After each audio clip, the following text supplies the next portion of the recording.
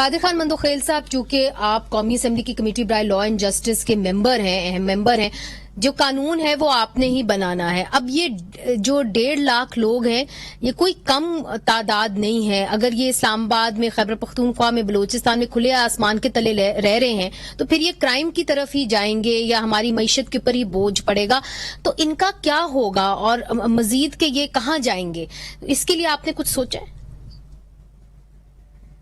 مرزا، بات آپ کل پرسوں کی کر رہی ہو اور محترم بات کر رہے 40 سال کا.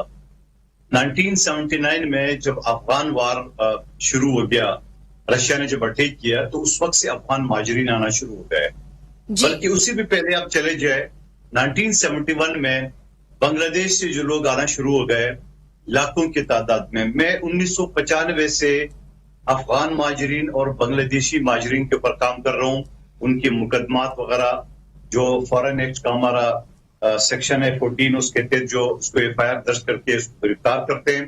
اور پھر ابھی کل آپ نے دیکھا 20 جو ماہی گیر تھے ہندوستان کے، اس پہ بھی ہم نے بڑا کام کیا ہے. مگر آپ کی نظر میں جو یہ پچھلے 1 سال میں جب سے طالبان نے قبضہ کیا ہے کابل کے اوپر، تو آپ کی نظر میں آپ کے پاس انفارمیشن ہوگی کتنے لوگ پھر آئے ہیں پاکستان افغانستان سے؟ نہیں، یہاں منظم میں بتاؤں کہ جب سے طالبان کی بات آپ کرے ہو، یہاں تو جو میں نے دیکھا ہے بلو ایریا میں جو لوگ بیٹھے ہوئے ہیں، میں ابھی پچھلے ہفتے بھی وہاں سے گزرا تھا تو میں نے دیکھا اس میں.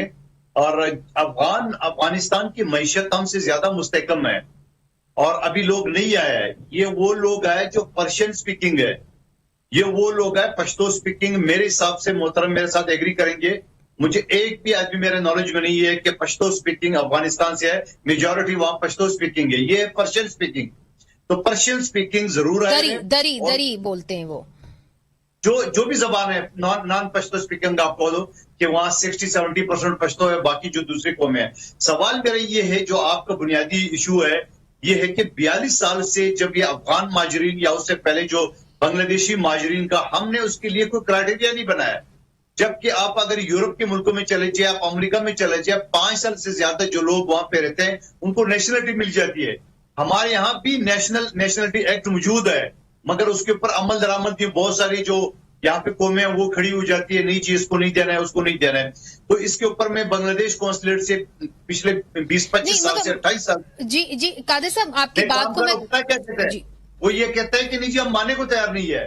میں افغان کونسلیٹ کے ساتھ کام کر چکا ہوں کئی زمانے تک، وہ کہہ رہے ہم ماننے کو تیار نہیں ہے. لیکن جب افغان کونسلیٹ اور بنگلہ دیش کونسلیٹ ان کو ماننے کو تیار نہیں ہے تو حکومت پاکستان نے اس کے لیے راستہ بنانا ہے. اور راستہ میرے حساب سے واحد حال یہ ہے کہ ان کو آپ نیشنلٹی آفر کریں گے. لاکھوں کی تعداد میں بھی 30 لاکھ یا 50 لاکھ لوگوں کو باہر نکالا ناممکن والی بات ہے. قادر صاحب اب مجھے آپ کی بات کلیئرلی سمجھنے دیں پلیز. وہ یہی ہے کہ آپ یہ کہہ رہے ہیں کہ جو اب افغان نئے آئے ہیں اور ان کے پاس پی او آر کارڈ نہیں ہے، اور وہ جس طرح آپ نے بھی بتایا وہ ایمبیسی روڈ پہ اسلام آباد میں باہر بیٹھے ہوئے ہیں، جو ہم نے دیکھے ہیں ان میں سے بہت سارے شیعہ ہزارہ ہیں. تو اور آپ کو پتہ ہے کہ کیسے وہاں پہ دھماکے ہوئے ہیں شیعہ ہزاراز کے خلاف بھی اور داعش نے کیے. تو اب ان کا کیا فیوچر ہے پاکستان میں؟ بالخصوص آپ کی حکومت ان کے لیے کوئی قانون سازی کرنے کو تیار ہے؟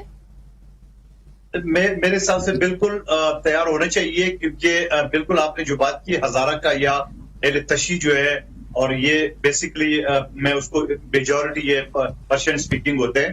تو اب یہ لوگ وہاں پہ افغان طالبان کے ساتھ یا طالبان جو رجم ہے ان کے ساتھ وہ ایڈجسٹ نہیں ہو رہا ہے، اس وجہ سے یہ مائگریٹ کرنے پہ یہ مجبور ہوا ہے. اچھا ٹھیک ہے. میں یہ کہوں کہ آپ کو میں یہ کریں کہ پوری طور پہ UNHCR کے تحت جو ہماری پاکستان نے جو ہم تسلیم کرے یہاں کام کرے، ان کو ایک ٹیمپرری کارڈ ان کو ایشو کرنا چاہیے جیسے دنیا بھر ایشو ہوتے ہیں.